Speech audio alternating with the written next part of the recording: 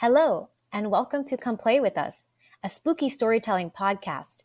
My name is Leela, and I'm joined by my evil twin, Ruby. We're actually both the evil twin.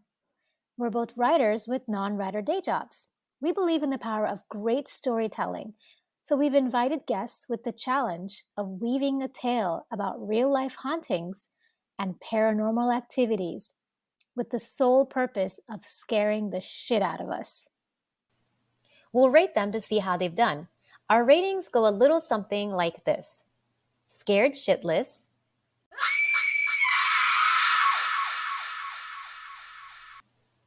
some chills,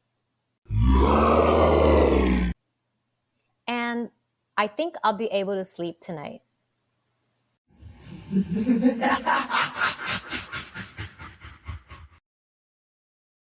Hi, everyone. Welcome back. Today, we have our niece Rama as a guest, and I am going to try to scare her. New scares for the new year. I have a little battery-powered candle that I'm holding underneath my face.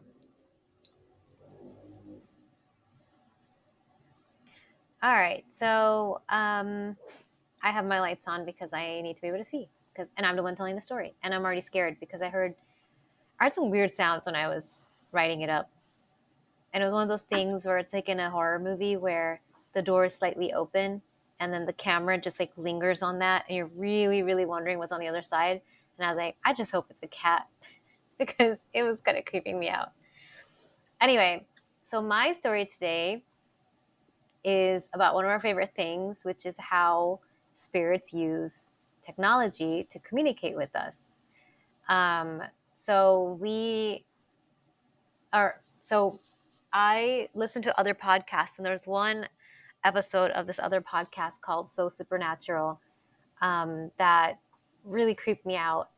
And so I thought that I would share that story, but I also did some research as well on the side. So this is about emails. Ready? I'm ready, Freddie. Does your generation use emails, or are y'all just all text?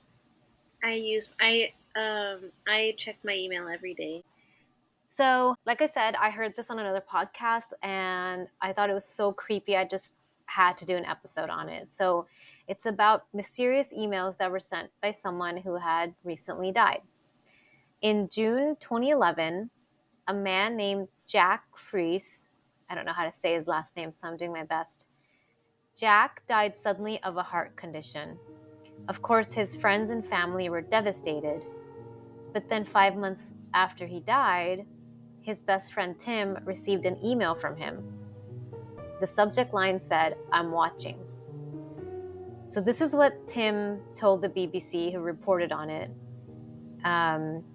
He said, "One night in November, I was sitting on my couch, going through my emails on my phone, and it popped up. Sender, Jack Froese.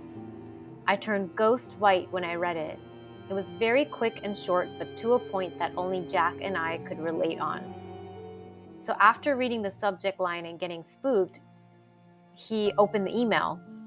The message was simple and short. It said, "Did you hear me? I'm at your house. Clean your effing attic." So Tim was stunned. He searched around his whole house, wondering if someone was playing a prank on him. Of course, he found no one there. What creeped him out the most, though, was that sometime before Jack had died, both of them had been up in Tim's incomplete attic discussing what to do with the space.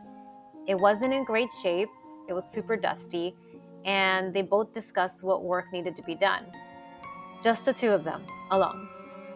So when he showed BBC this email, it looked like a normal email with an automated signature at the end with Jack's full name, but there were these weird dashes between the end of the email and his signature. And he wasn't the only one that got an email from Jack. Jack's cousin Jimmy also got a posthumous email 5 months after he passed. The subject line said, "Hey Jim." This email was a little longer. It said, "How you doing? I knew you were going to break your ankle. Tried to warn you, gotta be careful. Tell Rock for me. Great song, huh? You're welcome. Couldn't get through to him. His email didn't work. On the BBC, when the email was shown, they blurred some lines that likely had private information that Jack had included in his posthumous email to have Jimmy confirm, because at the end he does says his email didn't work, but the BBC blurred it out, so you can't actually see that part of the message. And then the email ended with the dashes and then the auto signature the way the other email ended. So the crazy part is that Jimmy had broken his ankle a few weeks before he received the email, and he hadn't told a lot of people about it. Just some close family and friends knew about the injury. And then the second part of the email was a little mysterious because Jimmy wasn't sure what that was referring to. The part about tell Rock for me, great song, couldn't get through to him. But it's clear that there was another person Jack was trying to reach out to from beyond the grave, and he needed Jimmy's help. And then there were other people that got emails from Jack, but not all of them were interviewed. And Tim and Jimmy don't give a lot of information of what they received. I think it's likely they were either spooked or unsure of what it was or how it was happening, and they just declined the interviews. And to this day, there's no explanation how this happened. Tim says he and his wife looked into a possible hacker and were not able to trace it. No one knows what Tim's password was, and friends and family don't think he was hacked, especially given the personal nature of the messages, things only Jack would know about the people he messaged. Like the attic conversation. If Tim had told another person about it, why would they have waited months to torment Tim like this? But then to also email Jimmy as well. Also, if Jack had scheduled the emails sent after his death, which is another theory, why were they so specific so many months after he died, especially with the ankle injury? He wouldn't have known this when he was alive. And so we've talked about technology and how there are ways spirits can use technology to communicate with us, and how technology itself is used to speak to the other side, like spirit boxes. And I actually want to take a second to explain a little for our listeners how spirit boxes work, because we talk about them quite a bit on this podcast, and we've had experiences with them as well. So it's basically like a radio, and it sweeps through various radio frequencies, emitting white noise. It's through this white noise that spirits communicate with us. They can manipulate it by creating words or phrases using radio waves during the rapid frequency changes. So they rapidly stop on certain stations to emit a single word, and then we end up stringing these words together to create a full sentence.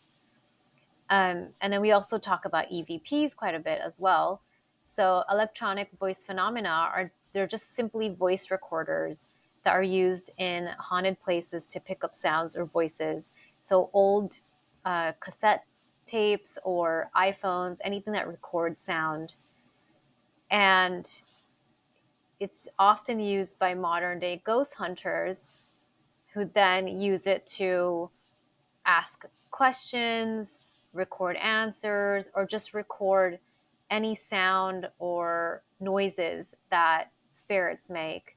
And then at times, if it's too hard to hear, modern day ghost hunters use software to try to isolate the voices if they're just too muffled or too far away.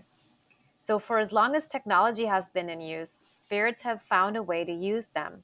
From the early telephones, which even when they were invented, people were too creeped out to use them. It was odd to talk to and hear disembodied voices, something we're so used to doing.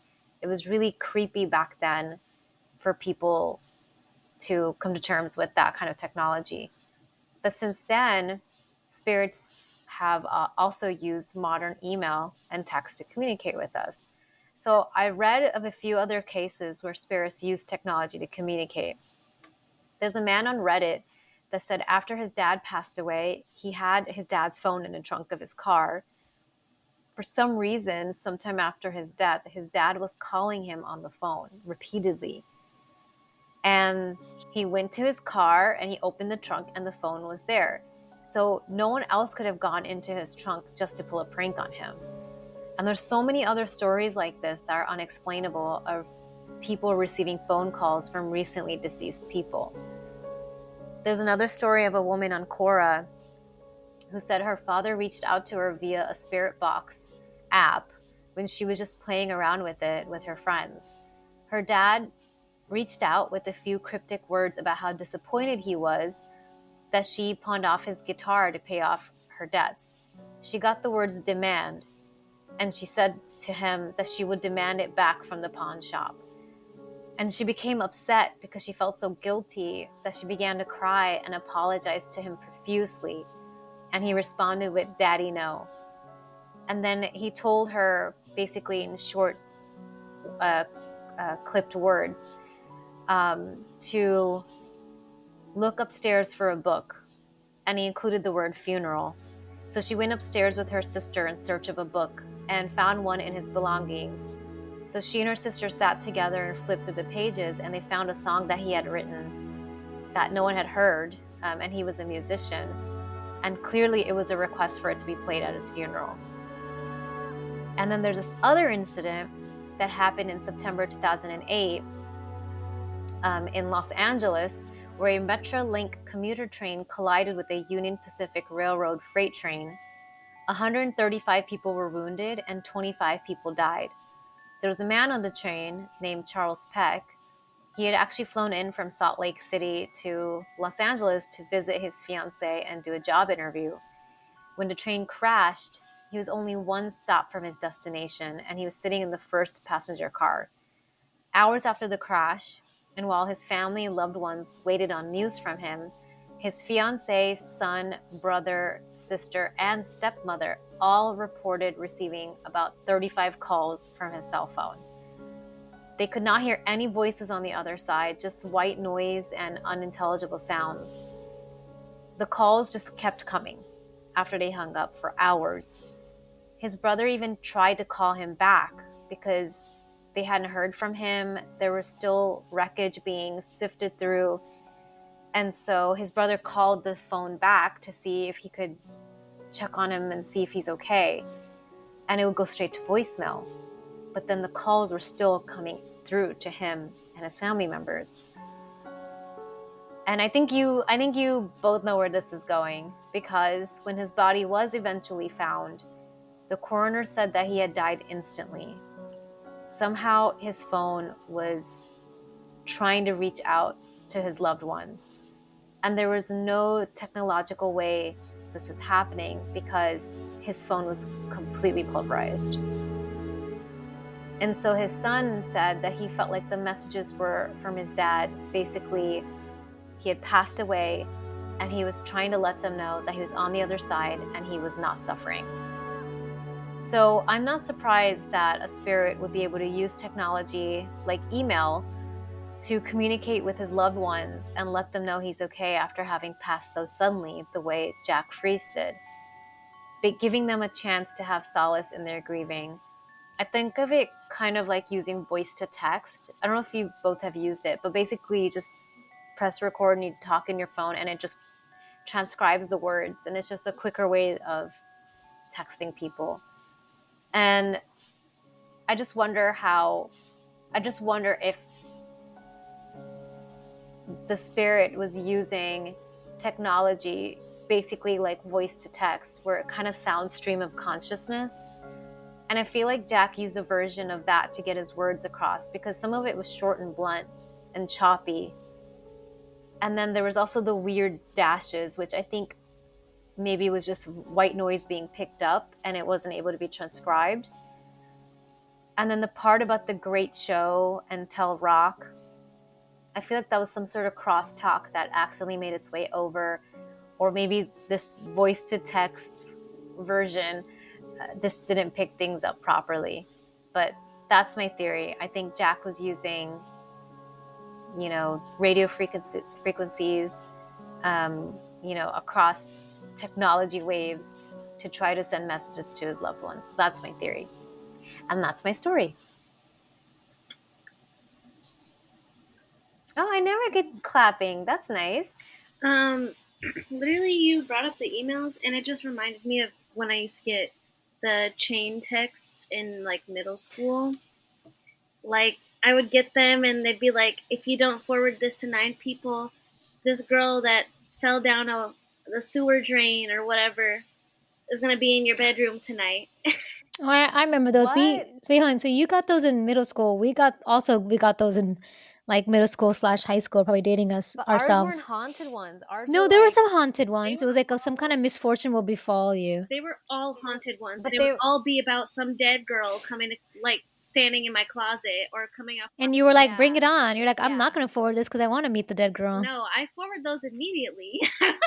What? I thought you liked scary stuff back ours then. were like, ours were obviously dating us, or at the dawn of email, and it would be these long rambling emails, and at the very end it said, send this to 10 people and good luck will come your way. But they were more positive. They weren't. No, there like, was some a were like ghost bad is gonna luck will visit. come your way. There Yeah, was some but bad luck will had- come your way. None of them involved ghosts. Yeah, they all. So that's interesting how they evolved. It would always be like Probably because of the ring. story, and like the ones I remember were, oh, this girl got bullied and they pushed her down a fucking sewer, and she like died, and then the email would, or like the text would be like forwarded, like it would explain the backstory of this girl, say it's a true story, then proceed to say forward this to 10 people or she's going to be in your bedroom tonight. And I was scared, so of course I forwarded. I feel like these But now people, you'd be like, I'm not going to forward this. I want to see her in my bedroom. Chain email or chain text in so long, and I feel like people just don't do those anymore. And the text was always like, where it'd be like, every other letter is capitalized. Like, that took a long time to type out. So the ones that I got, they were pretty like formal, written. I feel like the reason you don't get those anymore is because those people went on to be creepypasta writers. Probably. They found another career. I love creepypasta. Yeah, I know you do. What about no Hashtag sleep? Mothman. That's your man, moth. Man moth. Man moth. I watched something about the Mothman recently. I really enjoyed your story, Kala. I could really resonate with it. I enjoyed it as well. Yeah. Shall we rate it? Well, we could talk about it a little bit. I think that what got me so interested in it is that I had never heard of that. Like, I've heard about the phone calls. I heard of, like, obviously we talk about spirit box and EVPs, but email I hadn't heard about. And I think what really resonated with me was the fact that these two people that were reached out to were two very close people, obviously other family members too, and they weren't interviewed.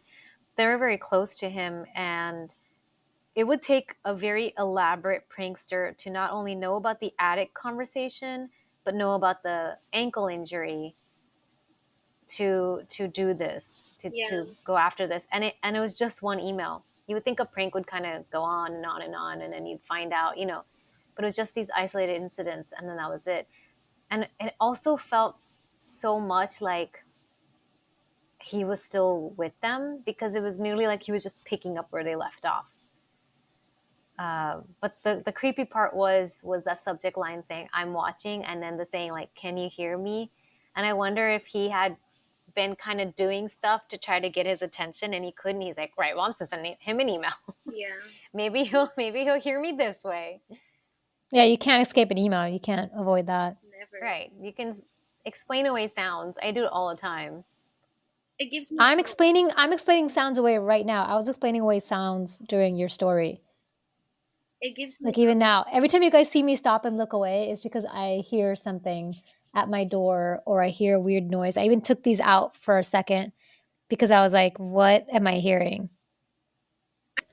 Is what I was saying was this whole thing about communicating through email gives me hope that when I die, I can still live on through Gmail.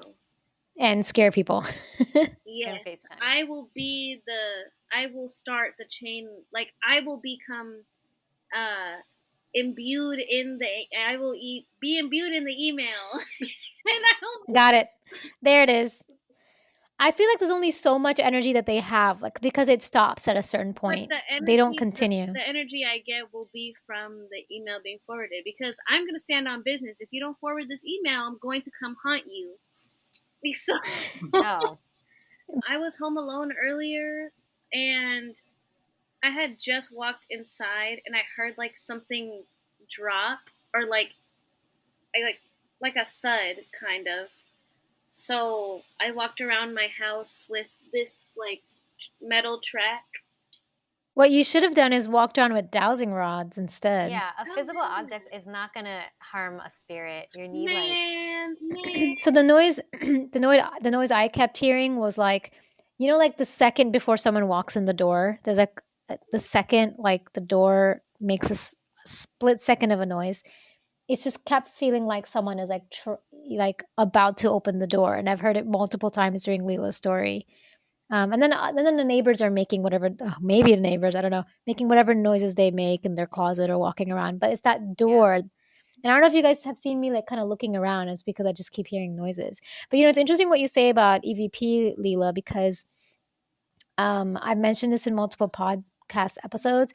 But Rama, we had an episode. I don't know if you've heard this episode yet. It's the lead masks case. and And like it. You should listen to it. this is definitely like a Everyone Rama. listening right now should listen to it. Yes, please listen to it. It's very odd and creepy because of how odd it is. And I won't tell you too much, but I will say that the central people in that in that story or in what happened were trying to or it's believed that they were trying to capture EVP. And while I was editing that podcast, I had my headphones in, and I kept hearing what sounded like multiple voices like talking over each other, like, you know, like an ambient room sound, like a dinner party, you know, like just voices. I was hearing that, and I was like, am I hearing this correctly? But I just kept going because I was like late, and we needed to like get it done and get it posted. But and I knew it wasn't the TV or anything. It was in my headphones. And it was while Leela was talking is when I could hear it. It was just like as if Leela was in another room, and outside of her room was like a dinner party, just multiple voices talking over each other. So that was really creepy. Ooh, I just felt like there was something next to me. I don't know. But anyway, so that was really creepy. And I don't know, go back and listen and maybe turn the volume all the way up, see if you can catch anything. I haven't had time to go back and listen to it, but I've definitely been meaning to, because it definitely sounded like they were just voices talking over each other. So yeah, I mean, you know, maybe we've picked something up, and people should. We always do. Something always happens. People should go back and listen. Maybe turn it up, you know, and see if they hear anything, any responses, or anything at all, because it's possible. Yeah. Yeah. Today I had to put out a fire because the stove caught on fire. I thought it was like at work. No, fire. No, like literal fire. No, like it was actually on fire. How? The burner. There was some food in there, and Bilal had asked me to watch his eggs, and he obviously had the heat on too high, so they're pretty much cooking while I was watching them. So I was cooking them, and then I smelled burning, and it's like literally on fire underneath the pan. So, oh my god. Jeez, maybe there was grease underneath the pan. I got creeped out and I turned my lights back on. I was like, oh, fire! And then I grabbed the oven mitt and just smacked it away. I actually had a fire incident today too. I had just lit one of my candles and I was trying to move it, and it kind of like slipped out of my hand, and then a piece of the wick fell on the table, and I couldn't see where it landed, but Todd could, and he was like, fire, the table's on fire. I was like, what? And then I saw the little thing and then I blew it out. But it was just a part of the wick. It didn't like burn the coffee table. But yeah, I too almost burned my house down. But my lights are now back on because I got creeped out. And I felt like there was something next to me just now. So I just was like, okay, I'm done. I think the final destination ghost is after us, because I also got driven off the road earlier this week. Okay, that's really scary. That's not a ghost, it's death. So stay safe out there. Not for real. People down here in Texas drive like they don't got a license. They might as well not have one. Okay, so yes, so a reminder on what the ratings are. The least scared is I think I'll be able to sleep tonight. The medium scared is some chills. And the most scared is scared shitless. So yeah, Rama, you can go first. Once you're I'm done gonna looking at say scared shitless because now I'm thinking about the chain emails and they were very descriptive, and these are also very like specific to these people, and I don't really know how else to back that up with the ankle and the attic and things. So I'm very scared. Mine started off as some chills, and then they went into scared shitless.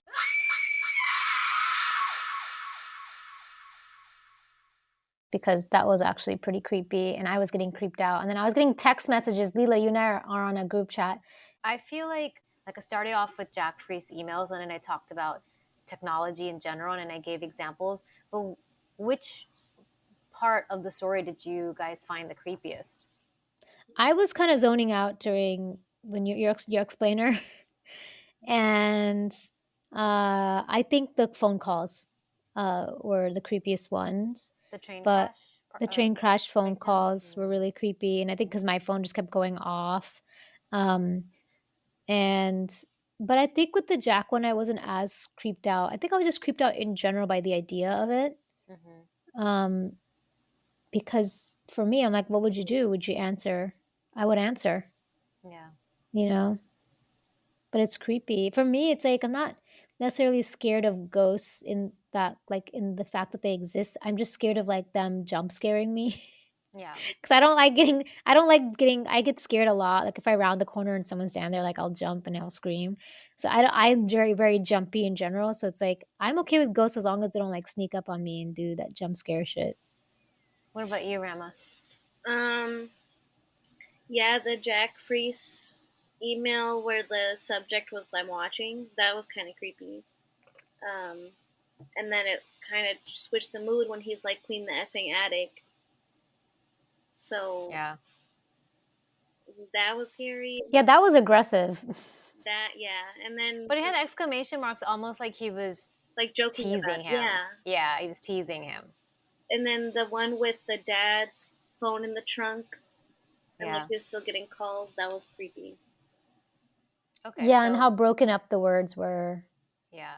So from a storytelling perspective, I did feel like I couldn't just. There's not actually that much story out there about the emails. It's like the emails, we get what's in the emails, we get how people felt about it, we get the background, and that's it. So I just wanted to make sure that it was well rounded with other examples. So that is very helpful. Thank you. Yes. You're welcome. I liked the other and one. Thank you. The dad that got mad at the daughter for selling the guitar. Yeah. Yeah. That was also pretty like creepy. Yeah. Yeah. I'm gonna do that when I die. Don't talk like that. All right. Death is inevitable. It may not. Yeah, but I don't want to think about it. Okay. Especially before bed. Well, thank you. Well, thank you both for your rating. I'm pleased. And yeah, I will try and scare you shitless next time. Yes, you have quenched my thirst. You've satisfied her hunger for hauntings. For the horror today. Yes. I'm glad I did. Yes. Thanks so much for listening. If you'd like to get in touch, you can reach us at podcomeplayWithUs@gmail.com. We'd love to hear from our listeners. So if you have real-life ghost stories or paranormal encounters and you think it'll scare the shit out of us, please send them in. Until next time, goodbye. Bye.